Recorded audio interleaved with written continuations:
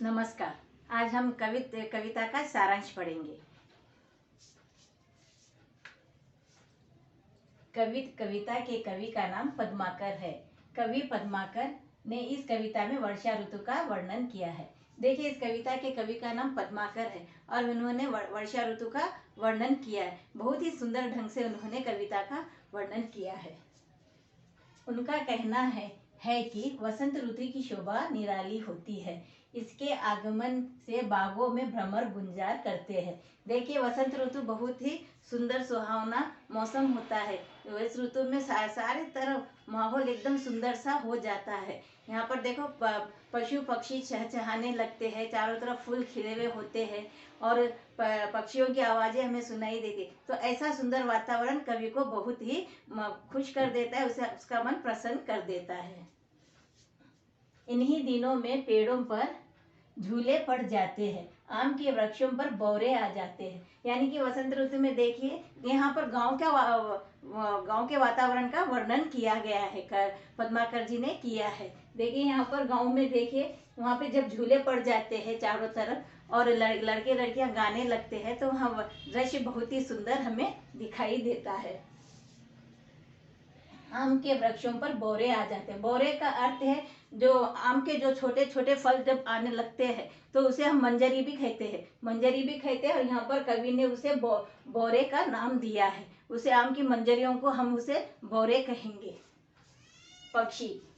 पक्षी चहचहाते हैं। इस ऋतु में तन मन को अद्भुत सुख का अनुभव होता है। ऐसे दृश्य को देखकर देखिए, कवि कहते हैं कि ऐसा दृश्य मेरे मन को प्रसन्न कर देता है और मुझे सुख का अनुभव होता है, क्योंकि गांव का वातावरण बहुत ही स्वच्छ और सुंदर होता है। चारों तरफ पशु पक्षी, खेत, हरियाली सब दिखाई देते हैं और पशु पक्षी आवाजें करते, जब कलरव का अर्थ है आवाजें करते हुए जब वो इधर से उधर मंडराते हैं और फूलों पर भौरे मंडराते हैं, तो बहुत ही सुंदर दृश्य हमें दिखाई देता है।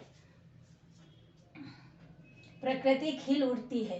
कवि सावन का वर्णन करते हुए कहते हैं कि भौरों का गुंजन आनंद देता है। यानी कवि कहते हैं, देखो, प्रकृति का रूप बहुत ही निखर जाता है। वसंत ऋतु में प्रकृति का रूप एकदम से निखर जाता है, सुंदर हो जाती है प्रकृति। और कवि पद्माकर का उससे प्रकृति से रिश्ता ऐसा है कि प्रेम का रिश्ता है। वो प्रकृति से बहुत ज्यादा वो प्रेम करते हैं, इसीलिए उन्हें सारे दृश्य बहुत ही सुंदर दिखाई देते हैं और उससे उनका मन भी वहां पर लुभा रहा होता है।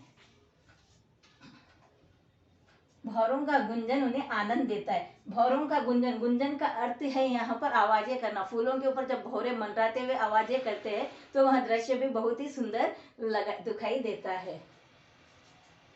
सावन के सौंदर्य पर अभिमान मान सब न्यौछावर कर सकते हैं। देखिए, यहाँ पर कवि कह रहे हैं कि ऐसे सावन के सौंदर्य पर, ऐसी प्रकृति की सुंदरता पर मेरा सब कुछ, मन मान, मेरा सम्मान जो कुछ भी है, मैं इन सब पर पूरा न्यौछावर कर सकता हूँ, क्योंकि उसे प्रकृति से वो बहुत ज्यादा प्रेम करते हैं। यह दृश्य बहुत ही मन को लुभाता है। चारों ओर बादल छा जाते। अब सावन के महीने में देखे, वर्षा ऋतु के मौसम में चारों तरफ रिमझिम बारिश होती रहती है, हरियाली छा जाती है। जब वर्षा के कारण पेड़ पौधों पर फूल लगने लगते हैं, फल फूल लगने लगते हैं, तो सारा वातावरण बहुत ही सुगंधमय हो जाता है और खूबसूरत सा, सुंदर सा हो जाता है, जिसके कारण कवि कहते हैं कि ऐसा सुंदर दृश्य मेरे मन को लुभा रहा है। और बादल छा जाते और मोर नाचने लगते। जब वर्षा होती है, कवि कह रहे हैं कि जब वर्षा होती है तो मोर पंख खोलकर नाचने लगता है। तो ये दृश्य भी बहुत ही मुझे सुंदर लगता है और वो गांव का वो माहौल मेरे मन को लुभा रहा होता है। पेड़ों की डालों पर झूले पड़ने से यहाँ वातावरण सुंदर लगता है। देखिए, यहाँ पर जब वर्षा ऋतु में देखिए, पेड़ों पर झूले लगा दिए जाते हैं और लड़के लड़कियां वहाँ झूले झूलते हुए गाना गाते।